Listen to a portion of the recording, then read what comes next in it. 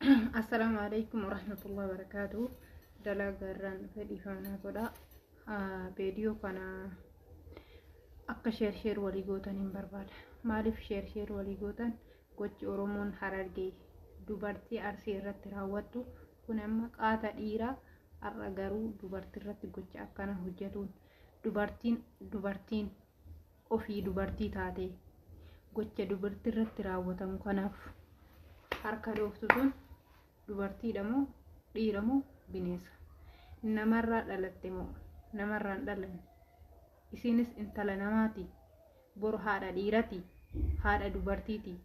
wanti isiin lafa keette kun dhaloota bor maal ta'a tokkoffaa lammaffaa darasoonni asirra deemtee waa'ee jimaan haraamaa jimaan halaalaa dubbattu gocha Suudi Arabiyaa keessatti ilmaan Oromoo walirratti raawwatu kana maa callistan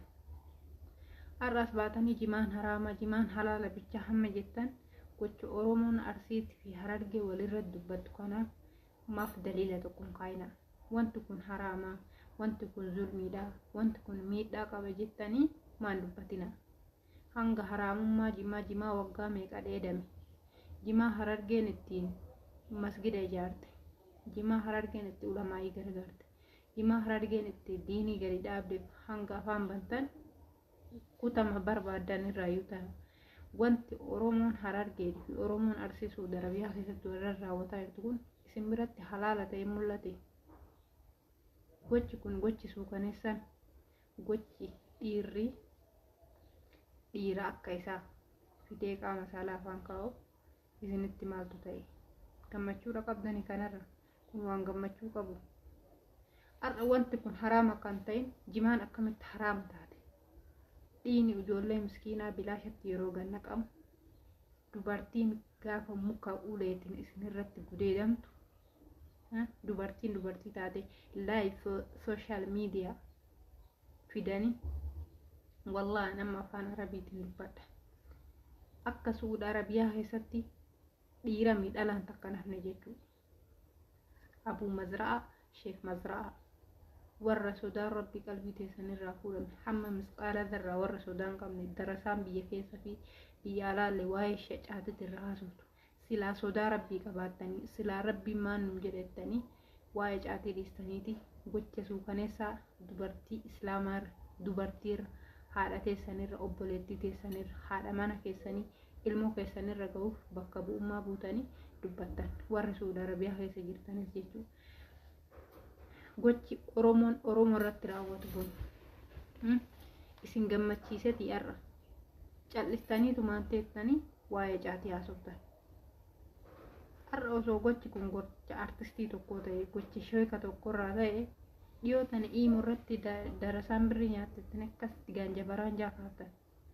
ni callifnee isin laalle kun baga nyaateedha kun hin nyaanne jedha har'a dubartii akkanatti isin irratti gochoonni kun irratti ga'u itti gaafatamummaa dhabdani sheeku darasaan jedhan warra maqaa diinii qabu jechuudha warra ani islaama ofiin jedhu warra ani sheeka rabbi sodaadha rabbitti amane ofiin jedhu warra maqaa amantiidhaatiin daldalatu warra yeroo hunda ajandaa uumtaniin jedhan gochi suukaneessan Suudi Arabiyaa keessatti hojjetamaa jiru kun gammachuudha irraa qabtanii dhugaa rabbi akkamitti dubartiin akkana godhamte social media lafarratti haati dhiiraa obboleettiin dhiiraa haati mana dhiiraa intalti dhiiraa akkamitti akkana godhamti odo obboleettii teessan taate wanti sun odo haadha teessan taate odo haadha manaa teessan taate odo ilmoo teessan taate haadha abbaan intala tanaa gaafa argan gaafa dhagayan akkam akkatan guyyaa adiidhan uffannisuu malee wanti isaan irra hin jiru feetu Harargee irraa ta'e feetu Arsii irraa ta'e gochi kun ijoolleen Arsii warri as deemtanii kaan ciniintan warri achi deemtanii kaan ciniintan warri as deemtanii kaan ciniintan isin ni maraattanii balaa isin kaastantu balaa Hafarsoo fi Ahmad Cululleen kaasantu ilaa irraa dachii girgireessee intala dhalaa kanaan irra ga'e jechuudha kan hunda akka isin ga'een isin rabbiin sodaatan isin kaa'ina akkami ummata kaa'ina ummata sodaan rabbi qalbii keessa haqamte mujrima zaaliman